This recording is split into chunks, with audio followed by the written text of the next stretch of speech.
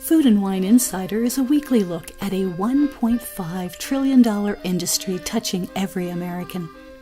Devoted to the business of purveying food and decanting wines, Food and Wine Radio is a unique program highlighting not food recipes or wine vintages, but how to make a profit while satisfying America's palates.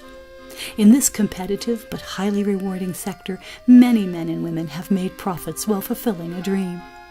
Food and Wine Insider is all about better managing any business involving food and wine. Each week, your co-hosts sit down with successful restaurateurs, food mavens, winery vintners, store owners, food suppliers, and other leaders in the worldwide industry that centers on foodstuff and wine. In frank give-and-take sessions, guests and panelists talk about the business of bringing healthy and pleasurable foods and wines to others. Your Food and Wine Radio host are Ann Daw, former president of the Specialty Food Association and a longtime food executive who has held senior positions both here and abroad with Kraft Foods and Philip Morris. Don Mazzella, a nationally known business commentator. On each show, they invite leaders of the world's culinary and wine industries to share the secrets of their success. Visit us at foodandwineinsider.com. One of the people that keeps this program coming to you is Jason Dowd. The network that carries us 24/7 has as its chief engineer Jason Dowd. But we learned over the summer he's also an entrepreneur and the creator of Gladdy's Goodies. It's an unusual dog food company, and we're happy to have him on the program. So without further ado, Jason, welcome to the program, and Ann, it's all yours. Thank you, Don. Well, our next guest is Jason Dowd. He's CEO of Gladdy's Goodies. It's a dog treat company. You can find Jason Dowd's website at gladdysgoodies.com. That's GLADDYS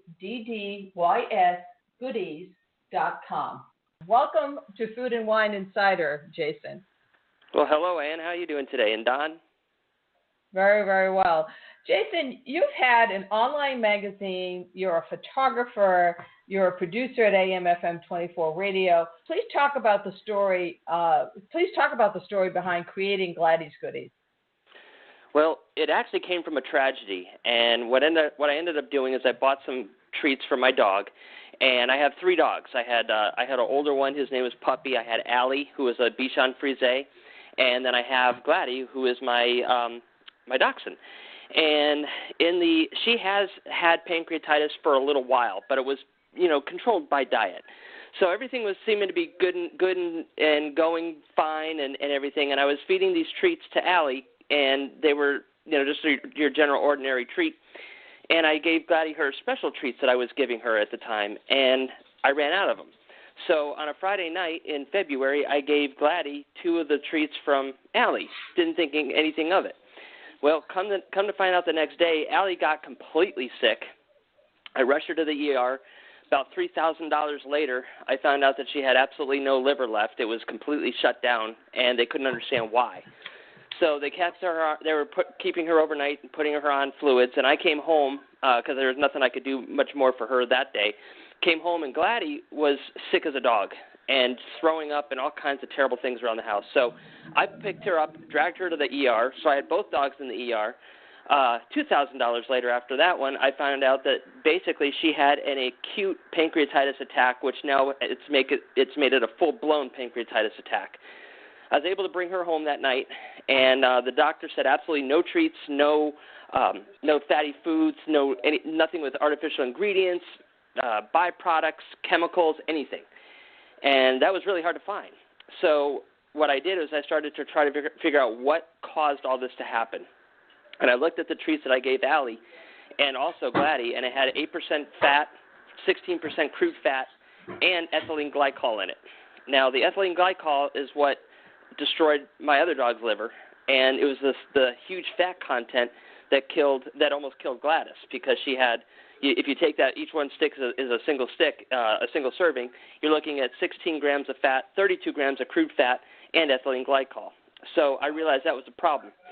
the doctor then said, since, she's on such a strict diet, she can't have anything, and I couldn't find anything for her. And I've always given her treats, and I'm like, I'm not going to not give her treats. She's not going to understand this. So I talked with the doctor, and he said, this is what you need to do. This is what it needs to have. And since I couldn't find it, I made them. And that's kind of how the whole thing started. And unfortunately, we did lose Allie. We were not able to save her, even though there's a 50% chance we could. So I ended up losing one dog, almost lost another dog, and she's permanently scarred from those treats.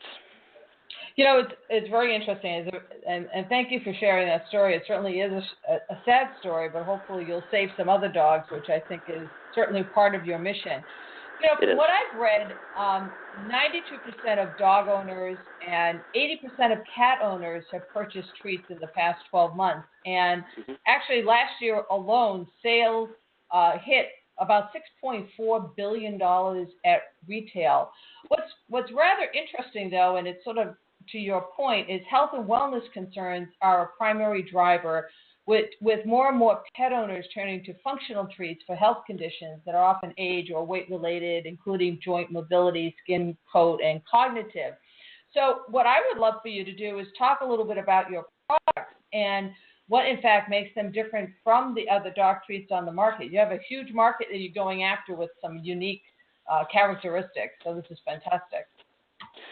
Well, my treats are a little bit different, and it took me a little bit of time to figure out why. And what I started to do is I used to give my dogs jerky all the time, but they didn't jump all over it. But when I made this type of jerky for my dogs, from my own stuff, they ate it up like crazy, and it was just I cannot feed them enough of it. They cannot get enough of it. I have to physically say, nope, you've had enough.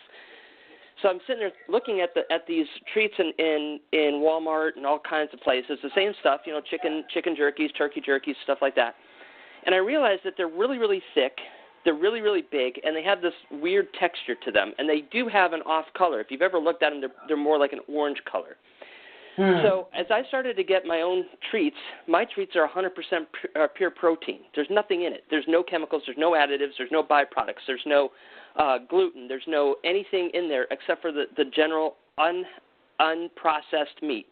And when I started looking at that, the meat was white, and it didn't matter how big I cut it or how thick I cut it, it always goes to a certain size. And that's because there's nothing keeping it together. It's just evaporating the moisture out of it. And I started realizing that even though they say that it's pure chicken and it's all natural, there's other things inside of it to make it sit there at that certain size. There's fillers, there's still grains, there's still other things. They basically process it all along the way. And that kind of stuff, even though it says natural, if you give it to a dog that like Gladys, thinking that everything's going to be fine because it says natural on it, I would have been duped from it, and she would have gotten sick off of it. So my idea is just use natural products. All the chickens that I use, all the turkey that I use, everything that I use does not have anything added to it. And if you actually look at it, there are different sizes, because if you look at a chicken breast together, it kind of looks like angel wings.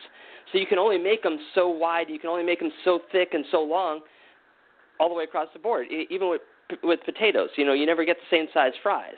And if you do seem to get the same size fries, there's something wrong, because a potato is an oval, like a cylindrical type of food that it's got weird edges around it. So it should have different sizes. And I was realizing that with this meat, it doesn't have different sizes in the supermarket. So I started to realize that as I looked into it more, they do have other fillers to it. It may not be as toxic to some dogs as it would be to mine, but regardless, it's saying natural, but it's not natural. There's other things that are added to it, and that's something I just don't like. So when I use mine, it's all natural stuff. If I can even infuse it with certain types of herbs and stuff, like there's mint, which is good for them. You can use rosemary. You can use basil, oregano, and all these things have different types of health benefits for them, whether it be with their breath, their joints, their coats, their skin, other things around it too. So, I do have different varieties of flavors if somebody would so choose to have them, or they can have just the natural meat. And it took me a long time to find it, but I know it's good meat because my dog can eat it, and she hasn't had a flare-up since. So that's really incredibly helpful in terms of understanding the differences. So You've been in business, I think, just a few months now. Can you talk a little bit about how many products are in the line today and what you're thinking about for the future? Well, I'm always looking for new and creative ways of giving treats to dogs. And like I said, leanness is extremely important to me because if they have pancreatitis, this is going to be something that could really hurt them. And there are a lot of meats out there that I cannot use. So what I did is I started off with chicken, then it went to turkey. And turkey and chicken are extremely lean meats. They also have a lot of benefits to them as well. Then I started to incorporate vegetables, and all my dogs here are taste testers, so they've tried it, and if they don't like it, I don't use it. But if they do like it, then I'll put it out there because they're finicky. So I use sweet potatoes. I tried apples, and I tried some squash, but they just didn't like it as much. But the sweet potato they seem to really like, and that's really good for a dog that has digestive problems because it's high in fiber. It's got a bunch of different vitamins in it, but it also helps with their digestive system. And then I have beef, I have salmon, and salmon's really good for the natural omega oils, and they're not farm salmon, it's fresh salmon. And I have beef, and with the beef I have it's London broil, so it's really one of the leanest meats that you can find, and any fat that I find on there, I cut it off. So there's absolutely very little to no fat on there at all. My dog can handle it without setting her off into a natural, flare-up. And then recently, I just created these new biscuits, which are like peanuts. They're biscuits, peanut pillows, and what they are, they're like a little crunchier type of treat for them to eat on. It's got natural wheat, it's got flour, it's got white flour, and it's got ground peanuts. And a lot of people like to use stuff with peanut butter, but with peanut butter, there is a specific chemical inside of there that can react with dogs, especially if it's in it. Not all of it happens like that, but sometimes it does. So what we do is we grind the peanuts all the way up into like almost a powder before it becomes a paste, like a peanut butter. They're unsalted and they're roasted, and those are really good little peanut pillows for them to eat on and chew on. So it helps clean their teeth too, because it's a little bit more rough and rugged for their gums and stuff. And then the other thing I just introduced was a pork. And I have a pork tenderloin, which has almost no fat on it at all, and it's extremely lean, and I've been putting that out there. My dogs have been able to try that as well, and they both love it, so I'm going to be putting that out. And the last thing that I have right now in forms of food and medicines and stuff like that would be a natural omega-3 oil that I'm going to be selling in a 8 and 16 ounce bottles, and basically 2 squirts in their food, and it helps with their joints, it helps with their coats, helps with their skin and other types of allergies. So it's really good for them to do it, and if you don't want to do a treat right there, you can always add it to their food, and it's a great supplement. And as I mentioned earlier, you're in the pretty early stages of growth. Are you approaching any stores yet in terms of sales, or are you pretty much focused online at this point? I'm trying to focus online as much as I can. There are some things I'm going to have to get before I can attempt to go into actual stores. One of those is a lot of barcoding, and the barcoding is going to run me about, when I price it out, about $10,000 to $15,000 to get it set up. So, right off the bat, that's one of the biggest hits that you get. But if I can get it, I can get them into some mom and pop stores, the people that are not like huge commercial brands where I got to supply all the stores. But that is definitely one of the parts of growth that I have in my mind that I want to get to. And right now, the online store is probably one of the best because there's, you get it fresh. I mean, everything I make, it comes fresh, and with the store, it might have a little bit longer shelf life, but when you order from online, I just send it right to you. I cook it and send it. So it's the freshest way to get it. But eventually, like I said, that is going to be one of my goals. I do want to be in as many stores as I possibly can, and I want to be able to find a more productive way of helping me make the product, because one of the biggest time-consuming processes isn't necessarily the cooking; it's cutting it, because it's got to be cut to a certain size, and I cut everything with a knife. So I do have factory slicers and stuff like that, but I need to fine-tune them a little bit, just because of the fact that they are it's a raw meat, so it's not like your typical lunch meats and stuff like that where it comes right off. So it basically wants to pull it. and that kind of screws up the meat a little bit. So I'm actually, tinkering with how to make this thing work with a raw meat, and then that will help boost out production too, and I can get out twice as much product. Jason, you were talking about it being fresh. Does it have a shelf life? Generally, everything does. I mean, even with or without preservatives, these things are completely dried out.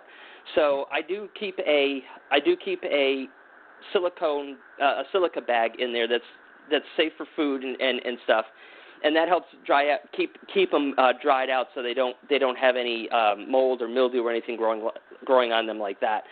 I also keep them outside for a specific amount of time, and I cover it up with cheesecloth, and it protects it from all the elements, and that helps dry it out as well, as opposed to just throwing it right into a bag. So it's a sitting process, which it's taken me a little bit of time to really fine tune that and make it work. There is a shelf life, though. I try to recommend it not going any more than 3 months. It can actually last longer than that, but 3 months is about how much I wouldn't want to let it go much longer than that. And even with those bags in there, that does help prolong the life. I mean, it's not going to spoil, it's not going to go rancid or anything like that, but just to keep it as fresh as you can. And honestly, I make the bags big enough and small enough for these dogs that it should not sit in a drawer for more than 2 weeks. They can go through it pretty fast. Oh, yeah, I'm sure. That'll be another challenge as if you're thinking about going to retail will be the shelf life, unless you're delivering it to the store. If you go through distributors, that's another challenge because they need it as fresh as possible, and then it has to go through the channel and, get to retail, and you want the consumer to get as fresh a product as possible. Talk a little bit about how your expertise in the media area has actually helped you with developing and promoting Gladdy's Goodies. Well, obviously, the best way to getting out there is just to put out with any which venue you can, whether that be social media, radio, television, stuff like that. The one thing that I've been able to do is I know video editing, I know audio editing, and I know social media. So I was actually able to save myself some money by creating my own commercials.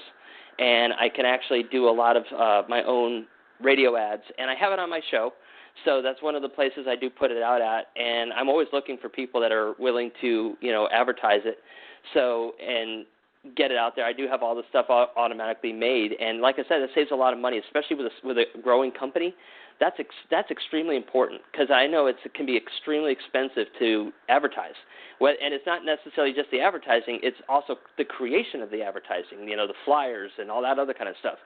And being in photography, I can make my own flyers, I can make my own graphics, I can do all that kind of great stuff. So I'm saving a lot of money and time knowing that I know what I want, I can put it on the paper, I don't have to keep going back and forth with people. And I don't have to pay somebody a lot of money to go ahead and make that for me. So that's definitely a big handle. The other thing is the social media. Now, social media is kind of a really weird market right now because if you have a Facebook page, you probably realize that if you have, let's just say 1,000 people that liked or followed your page. The biggest problem is that when you push something out there, you'll see that only 3 people viewed it. And it's not necessarily because of the fact that it's not interesting. It's because Facebook only gives it so many impressions unless you advertise it. So it used to be free, and I used to get tons of hits and tons of views on my radio, my art, and Gladdy's Goodies. But they just kind of maybe in the last 2 years tweaked that a little bit. So I went from getting out of 1,000 people 800 views to 1,000 people getting maybe 30 views. And that really hurts. That hurts a small business, especially somebody that's trying to come out. So what you have to realize is that you put stuff up there to try to drive content, and then you share it on your personal page. The other thing that you can do is when you put stuff up there and it's going to be something that could actually bring you some type of, benefit off of it, whether it be a sale or a new customer or something. Those are the ones you can go ahead and put a little bit of money towards and boost it a little bit. Now, I tried it with Gladdy's Goodies, and believe it or not, I didn't get the results that I wanted through Facebook. I got a lot of hits, but I got nothing out of it. And even the hits, I was kind of shocked about. So what they promised me that I was going to get didn't come close to it. So that's the other thing you got to try to worry about. How are you going to invest that kind of money, especially if you don't have a lot of it, into these types of markets. And now what I've been seeing is that Instagram has been blowing up. Instagram's probably one of the best ways to do it because everything's visual on there. It's not just text, it's pictures. And I know people have been saying Snapchat, and, for the life of me, I cannot understand Snapchat, and I'm trying to learn. And to me, what that is it's the old Mission Impossible. This thing will self-destruct after 10 seconds. And that's exactly what it does. After 10 seconds, it goes out there and it's gone. So once somebody reads it, they don't get to see it again. It's not like your typical Facebook and MySpace used to be and Instagram where it keeps everything there. It only keeps it there for 24 hours on your story. And on your feed, if you send it to somebody, if they read it, they read it. If they don't read it, it just sits there, and eventually after 24 hours it goes away, so they don't even know you sent it. And then on top of it, if they do send it and they want to keep it, they have to write down everything that they want really quickly because once you view it, you cannot view it again.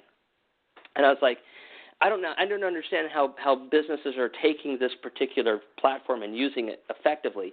And maybe that's where I'm having a hard time grasping the concept of how will this do me any good if everything keeps disappearing after some certain amount of time.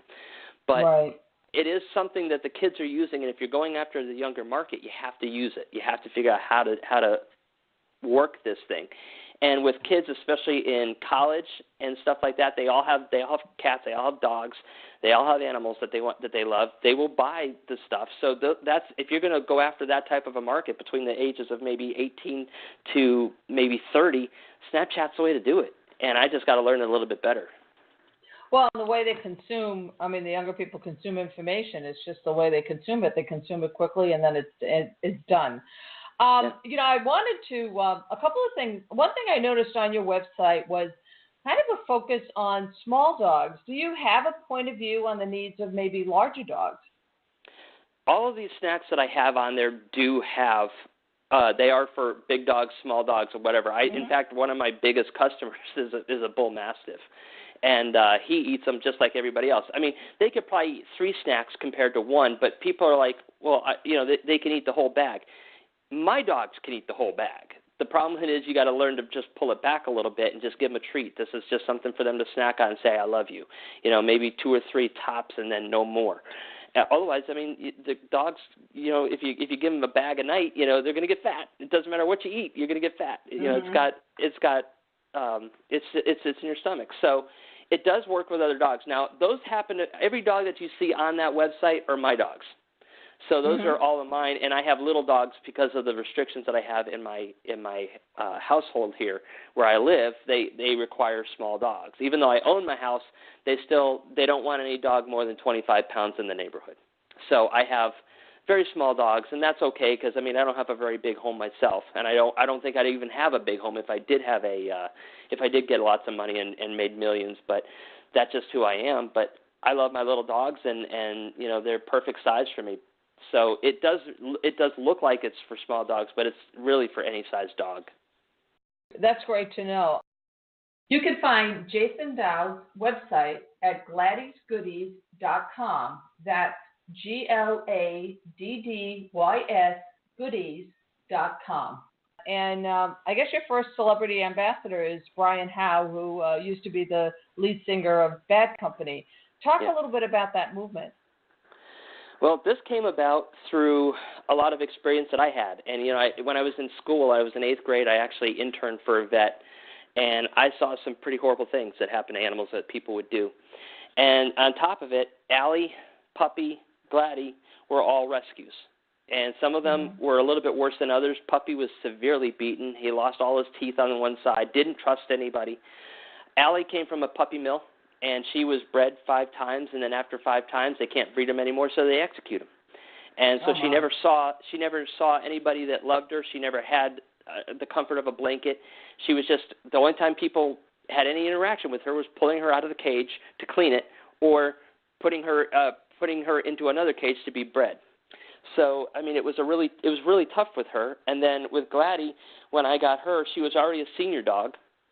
She had a cherry eye, and she had a tumorous mass on one of her nipples that actually hung down in between her legs, and it was about the size of a baseball, and it dragged, and they were going to put her down. So I've always been a big proponent for rescuing animals, and if you're going to go and you want to bring an animal home, try to go to a rescue, because those dogs that you see in those pet shops came from my alley, and that's what she was bred for. And they don't understand that they're dogs that are their puppies are just to make money, and then the ones that are left behind that you never see are just going to be destroyed. And this happens every day. So that was some of my experiences. And then when I lost Allie and Puppy this year, I went and got 2 more. And again, if I even walk inside the house and I have a little paper in my hand, even if I don't look like I'm not angry at any of the dogs, they freak out and run. So somebody abused them. And so that kind of got me upset. And I've been trying to figure out ways of helping. And I go on Facebook, I see these people doing horrible things to these animals, and they videotape it, and nobody knows who it is. And so what the idea is this hashtag, if you see something on there, hashtag it out. Hashtag a voice for pause. And then what you do is you put that on, you share it on your Facebook, you share it on wherever you can. And what I'm going to try to do with that is I'm going to try to show people what evil people have. And I also want to sit there and try to get these people arrested or at least brought to justice. I also want to see if you see a dog inside of a shelter, take a picture of it, send it out, use that same hashtag.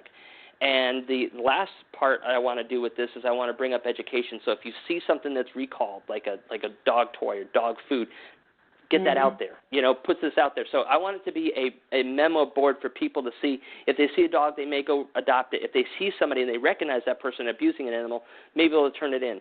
And of course, if they see something out there that could impact other animals and like people like me, share it, because it's important. And Brian Howe I've been seeing him share stuff like this all the time. So it was really good to be able to work with him and try to get out there and get this message out that there's a lot of evil people. There's a lot of bad things out there, and they're doing nasty things to dogs. And if we can bring, and cats and every kind of animal, if we can bring some type of awareness to that and save these animals, doesn't matter what kind of animal, it does not have to be a dog. Let's do it. I'm all for it. Awesome. Well, I have a chance for one last question, and I would really love to hear you talk about, and I realize it's very early days, and I think it's terrific that you're very focused in terms of your efforts. But what are you thinking about in terms of the future for Gladdy's Goodies? Well, right now, what I'm working on, obviously, is just the online store, trying to get that going. I do go out to different types of places like flea markets and local events where they have vendors, and I set up, and in fact, I'm going to be at one tomorrow. And the other thing I want to do, and this is my long-term goal, I want to have my own store. I want to have a storefront where I can cook, and I can have people bring their dogs in, and they can try all the treats and some of the stuff that we have, because we also have other merchandise like bowls and leashes and stuff like that for all different sized dogs and cats and stuff. And so that would be my next goal. But I really love the idea of like an ice cream truck, where they went out and they went up and down these different roads, and they ring the bell, and all these kids come running out to get their ice cream. I want to do the same thing for dogs. I want to be able to put my stuff on like a treat truck, go sit outside some places and see if they'll come up, or maybe just go up and down the neighborhoods. And if somebody has a dog, they hear the bell or the woof or whatever I decide to do it, they can come running out. So I can bring the treats to them, so they don't have to go to the treats. So those are some things that I'm working on as well. And I also want to make sure that I can make it affordable for everybody and have the highest quality products. So one of the things I'm going to try to do here, especially in the Tampa Bay area where I am, Tampa Bay, Pasco, and Pinellas counties, if somebody lives there, they go onto the website, they buy it, I'll deliver it. And if I can find other people in different areas that will be willing to help deliver the stuff, I can ship them the products. They can bring it out to them as well, and I can pay them a small fee. That way these people don't have to pay the shipping fees. So those are some things I'm going to try to work on as we grow. I want to because shipping can actually be one of the worst things that you can do buying online. I just bought something online the other day. It was $5, but shipping was over $10, and I was like, wow. So I want to try to bring that down and make it affordable for people as much as I can. And one of the ways to do that is bulk. If I do a lot of shipping, I can get better pricing on it, but I don't want to. I'm going to try to find ways to help stop that And that might be one of the ways to do it. You know, I love that idea with Domino's. They have that new drop-off locations all around your city and stuff. You know, I think that's a great idea, and I think that could be something I can incorporate here too. So, you know, they don't have to go running out to go to the store and find it. They don't have to wait 7 days for it. They buy it online. I can just drop it off, especially if they're local. You can find Jason Dowd's website at gladdysgoodies.com. That's GLADDYS goodies.com. We've been talking with Jason Dowd.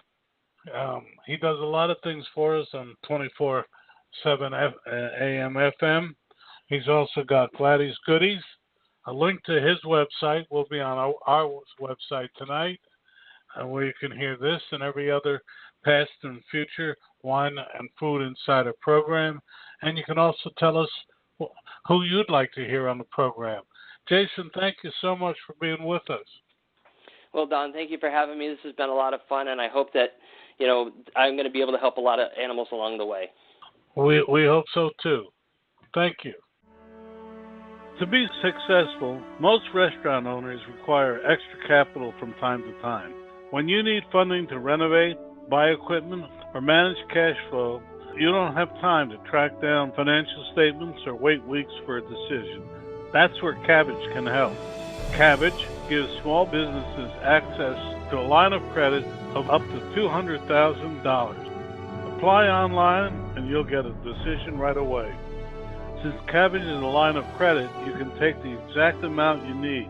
You never have to reapply to take additional loans, and you'll only pay for the funds you use. Cabbage has helped more than 230,000 businesses from every industry, and with $4 billion in funding, Cabbage is A+ rated by the Better Business Bureau and was named the Forbes Top 100 Companies twice in a row. Check out Cabbage at cabbagewithak.com/food and wine, and you'll get a $50 gift card when you qualify. That's KABBAGE.com/food and wine. Line of credit is subject to credit approval. See terms and conditions. All Cabbage business loans are issued by Celtic Bank, a Utah chartered industrial bank, member FDIC.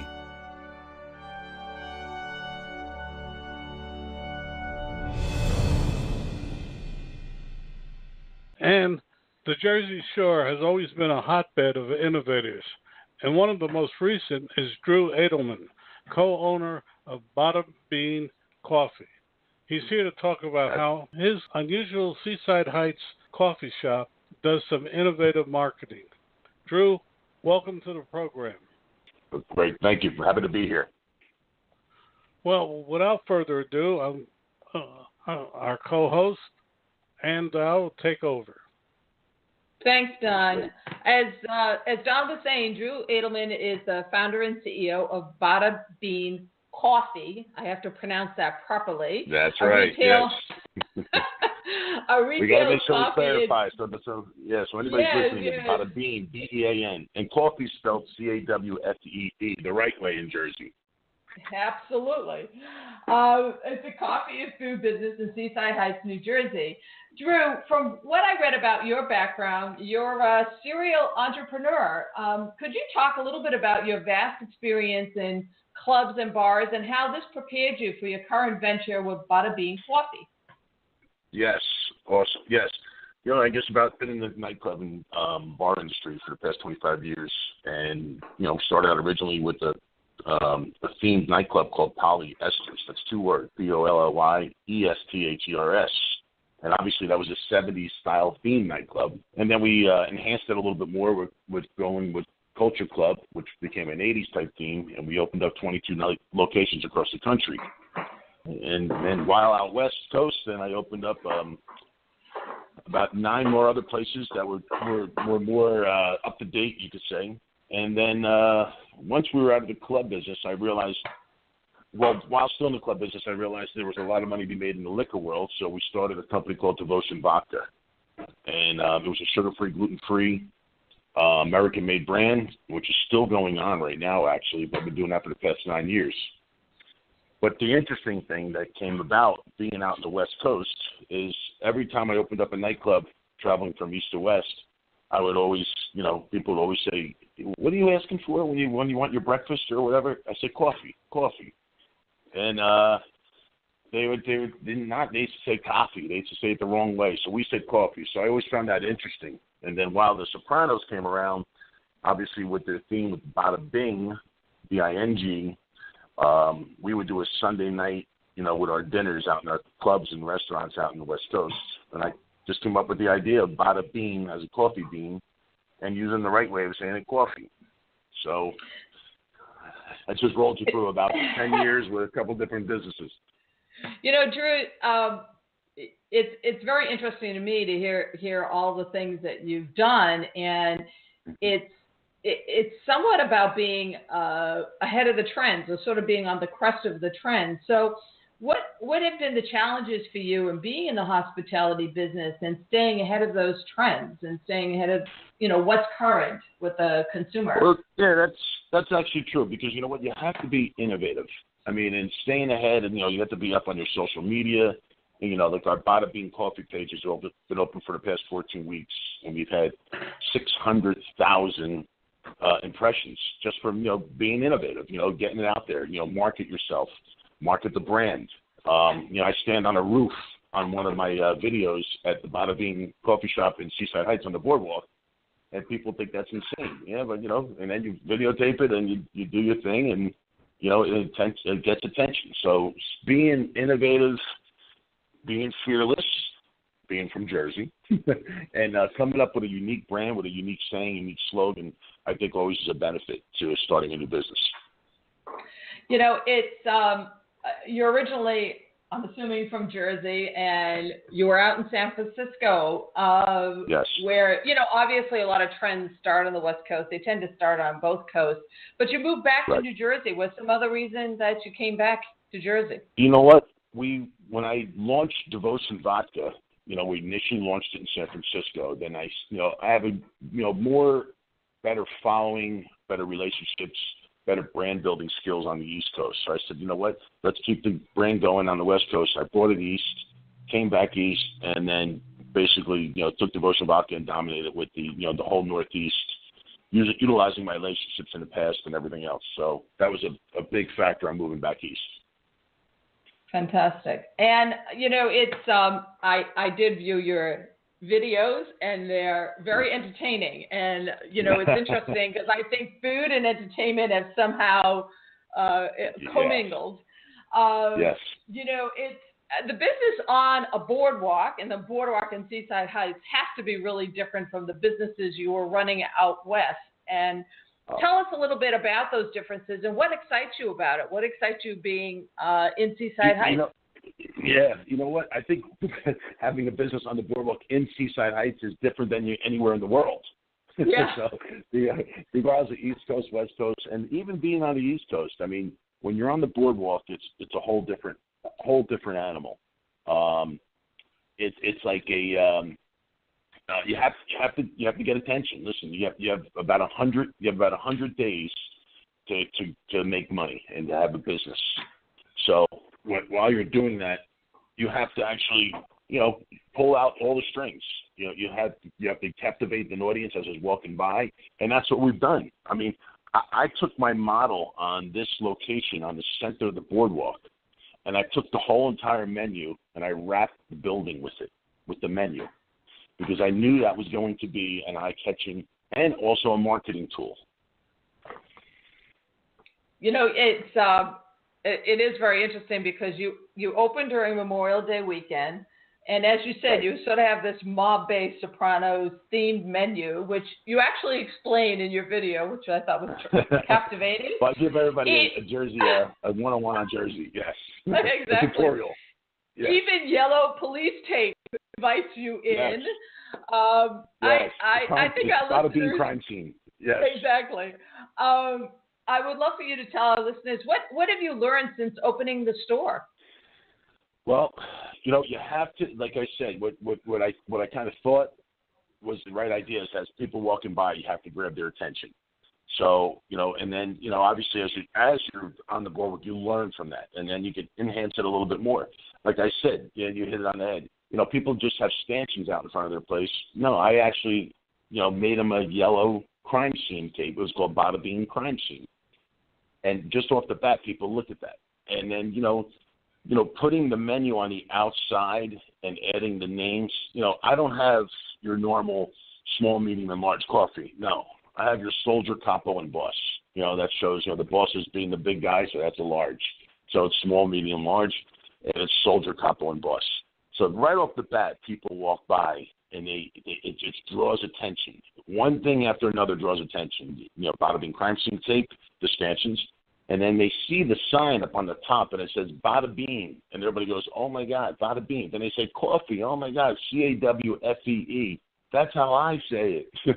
And they take a picture or they take a video, and and then you just enhance on that, and then it catches their eye, and then obviously they see the drinks like the Gumad, the Forget About It, the Witness Protection, our donuts, with the associate, Shylock Specials, associates, everything that someone kind of tags and relates to somebody, obviously from Jersey, and it grabs your attention.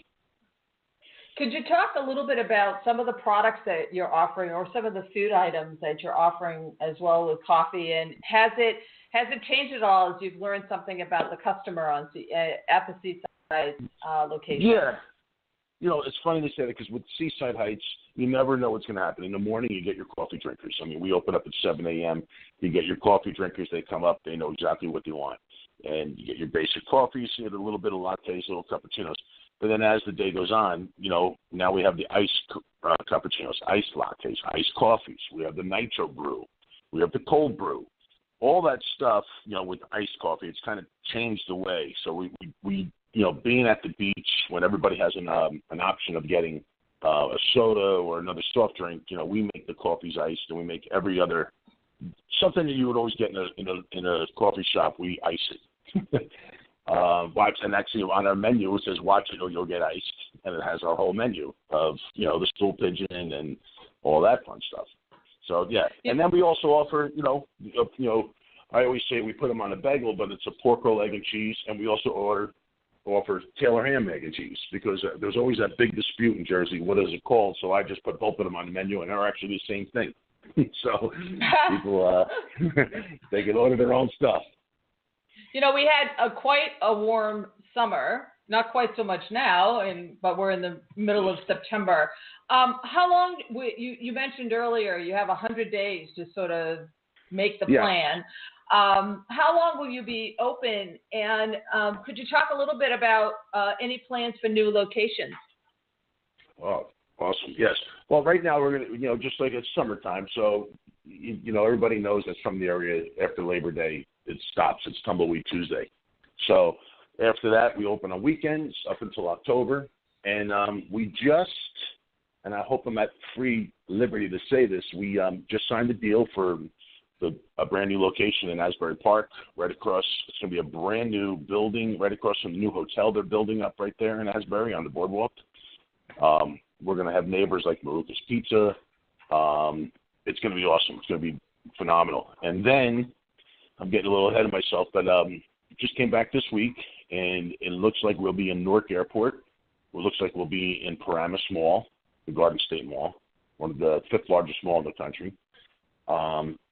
And also another mall in Connecticut, another mall in Long Island, and then we have a couple off-side spaces that will be going up in Staten Island and in Bergen County. Well, that's going to be quite a lot to manage. Yeah. It's going to be very busy. It's going to be busy, yes. You'll see a lot of crazy videos, trust me. I think so. I want to return back to the Seaside location a little bit, because I'm always curious, and I'm sure our listeners are, managing crowds can be a challenge. How do you manage getting people their drinks and food without them having to stand in the hot sun so long? Well, you know what? We designed a system. We took over an old Dunkin' Donuts, I should say, and there was always complaints with the Dunkin' Donuts with just that. They had their different heat issues there. They had a weight issue there. So what I did, I obviously utilized our Bada Bean crime scene tape stanchions and developed 2 lines. So they just came up. I put 2 people at the front. They take the orders. So there's 2 separate lines instead of 1 line.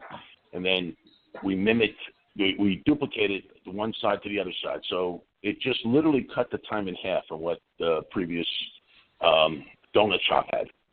And we just utilized it. And that's just from years of experience in this business, and also years of experience knowing the Jersey Shore and how quick and, so you get a happier customer if you get a quicker customer. And noting that you are quite an actor as well, you recently proposed to your now fiance right in front of the store. You have to describe that scene for us, please. Yes. Well, that's interesting. What's funny? My fiance and I, we always do these carpool karaoke. We do some videos. She's a very good singer. I am just a backup, you could say. So on this particular time, I was planning on, getting engaged, and I wanted to have, something fun to do it. And I was going to go to another location. I was going to go helicopter. I was going to do all this different stuff. And I said, wait a second, let me tie this in with something that her and I are both building, and it's, Bada Bean Cawfee. So I spoke to, as you can see lately, if you watch YouTube videos, you'll see some police help, the community help, people help you do your thing. I spoke to the chief of police, Tommy Boyd, down there, who's just a rock star when it comes to the police world. And I told him my idea. I just want to drive my car on the boardwalk, park it right up next to Bada Bean, and get her out and propose to her. So I sang a song to her instead of her singing to me, which was a little tough, but the song was the old Blood, Sweat, and Tears, You Make Me So Very Happy. And by the end of the song, we were right up at the boardwalk, and I let her out, and I asked her to be my wife, and she said yes. Thank goodness. Yes. Go through all that, yes. Forget it. I noted that you also have an online store with free shipping. How's that going? It's going almost, you could say the word too well, because our first initial time when I announced that we're having the online store, we had orders from, and I'm not lying when I tell you this, Alaska, Tennessee, California, Florida, Arizona, Georgia. So we got pummeled, and it was great. I just literally been answering some emails and questions from some people this week. I ordered my shirt almost 2 weeks ago. It's not getting there, and I said we had to send them out in packs of 100 because it was just that many. We weren't expecting it. It's a very good problem to have, but now we have a couple of the kinks worked out. So now anybody that wanted to go on our store at BadaBeanCawfee.com, remember you spell it CAWFEE.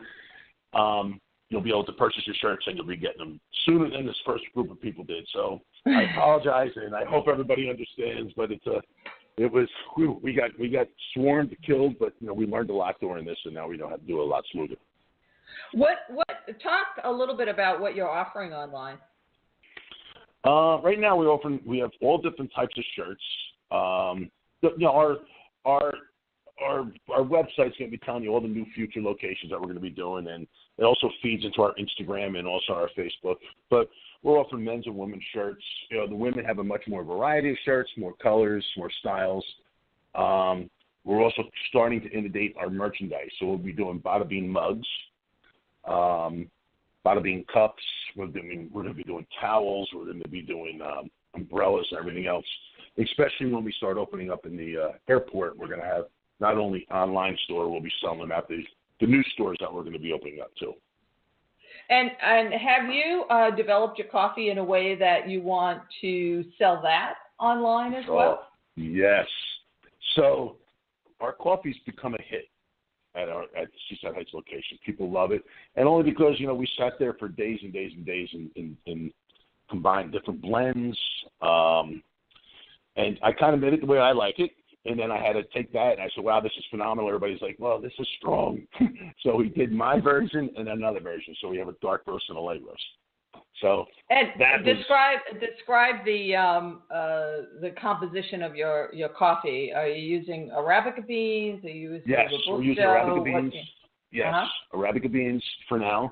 And they seem to be, everybody really seems to enjoy our coffee, which I'm really excited about. And we use our own inside type blend, which I'm really excited about. And now when we open up our newer stores, we're going to be bagging the coffee. We're going to be also making K-Cups and the opportunity they can buy it at the store or they can even order it online. Fantastic. You also, I think I read this online, you instituted a delivery service. Can you talk about, because I think the delivery service says basically that someone from the store, someone on staff, will personally deliver it. And I was like, wow, how do they manage that? So what lessons learned came from that experience? You know what? It started out just because of doing the videos. And then when we would check out the back end, a private message to the Bada Bean page, and they would say, do you deliver? Do you deliver? I'm working here at JR's, and I'm a bartender. Can you deliver? You know, and I was like, you know what? This would be awesome. And it started out with kind of employees on the boardwalk that couldn't leave. And then it kind of followed up with, people actually on the beach. So we would say, hey, what street you on? And we had a little bike, a little Surrey, you could say, like a 4-man bike. We loaded up, and people would say, I'm on the Sumner Street beach, and they just walk up to the top. We'd hand them their coffee, donuts, whatever they had, and also go deliver to the employees that were working that couldn't leave their job and position. So it started being a little different. We're all about bending the rules sometimes, because here we have a bike on the boardwalk, and but it's for work purposes, not for pleasure. So we're actually bringing the other 600 employees on the boardwalk, so their products that they usually couldn't get out, or they couldn't get out there, before their shift started. And then we actually ventured off to a couple blocks on the street. So there was a couple other places that were asking for coffee in the morning, and it got a little crazy, but it was fun. It's fun to do, and it's great to accommodate. Fantastic. I wanted to return a little bit to some of your other. You were talking about stores, hopefully in Asbury Park and Newark Airport, Paramus Mall. Do you see these as more year-round, or how are you envisioning your? 100%. All of them will be year-round. And how do you envision managing them? Do you see them as franchises? Do you see them as, just part of your network and, you'll employ people and stuff? Yeah, our goal and game plan is to initially core of corporate stores. We're probably getting about 10 corporate stores right up and going. And then once everything is nailed down, where we have everybody in a complete system, then we will be able to franchise. Oh, interesting. And that whole process is probably going to go simultaneously towards the end, I'd say in about a year. And your partner is someone who actually is in the real estate business. So I imagine that's a really important competency that you have actually in the business. Yeah, Can you talk a little bit about him? Yes. My partner, Peter J. Panulo, he actually has, a vast amount of contacts and experience within the real estate, which is helping us right now in this end of it. And he also has the ability with construction as well. So you combine the knowledge and history and relationships that he has with mine as well, and it winds up being a good family, quote unquote. Okay. Well, Don told me I have one last question I can ask you, and it's this. Okay. If you had to give advice to another budding entrepreneur in the hospitality space, or what you've done with Bada Bean Cawfee, what would it be? You know what? Know your audience. Know your how do you say? Do your homework. And before you start investing money, make sure you really know what you want to get into. Make sure you know the business. Make sure you know who you're going after, and that you have all your ducks in a row and your I's dotted and your T's crossed. Because, I've seen a lot of people get in businesses in the beverage world, in the nightclub world, bar world, coffee world, that just waste their money. And at the end of the day, they finally figured it out, and by that time, their money's gone, and the faith in them is gone. So it's just about knowing the business, being confident, going for it, having the guts to do it, and not stopping and quitting until it's successful. That's great advice. Don, I'm going to turn it back to you. Really enjoyed speaking with you, Drew. As always, Thank very you, Ann. animated. I appreciate it. Okay, Don. I forgot to mention Please. Go ahead. I forgot to mention on one of the on the Seaside Heights Boardwalk, I put a mug shot wall because it was like the coffee mug shot wall. And it's actually, you could get up there and, when you should take your mug shot if you got arrested, kind of fitting in with our whole, wise guy type theme. And we've had, I think there was, one of the people took a thing, there was over 7,000 pictures taken this summer with people going up to the wall, taking a picture, facing sideways, because it shows your height and everything else. So we'll be implementing that in a bigger scale in our new locations. That'll be not of a kiosk style, but more of a walk-in type coffee style. So we have a lot of interesting, fun, new ideas that we're going to be implementing in all our new locations. Fantastic. Don, back to you. I always like hearing innovative marketing ideas. We've been talking with Drew Edelman of Bada Bean Cawfee.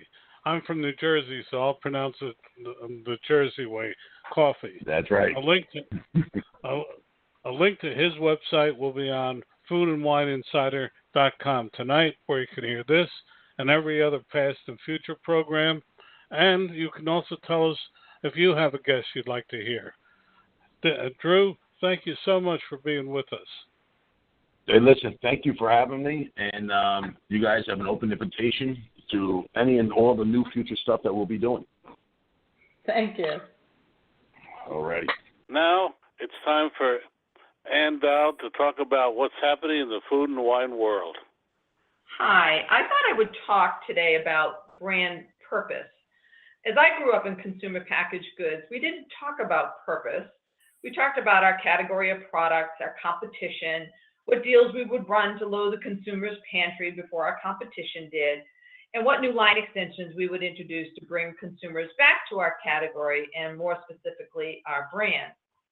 We also thought that owning the shelf set at retail was critically important as it demonstrated the importance of our brand and products to the consumer, who basically has about 6 seconds to see our brand as they walk down the aisles. We were ever attentive of the data, whether it was warehouse withdrawals, market share, and growing the category, especially if it benefited our brand. But then increasing shareholder value took hold, and we stopped innovating. It was easier to take pricing and cut costs, what we would refer to as the salami effect. In other words, each reduction in cost was compared the product to its previous version, not to the original recipe. Supermarkets became more powerful as they then gathered their own consumer data and through their own reputations created brands to compete with the national brands. Initial private label products weren't as good as the brand, but were definitely cheaper in price, thus attracting consumers. As these private labels improved their products and brands reduced their costs, the differentiation decreased. Bless the entrepreneurial specialty food purveyors who saw that there should be better products for consumers and pushed the trends, whether it was non-GMO, gluten-free, organic, range-free, hormone-free. They not only affected what consumers eat, but get consumers to actually think about what is in their mac and cheese.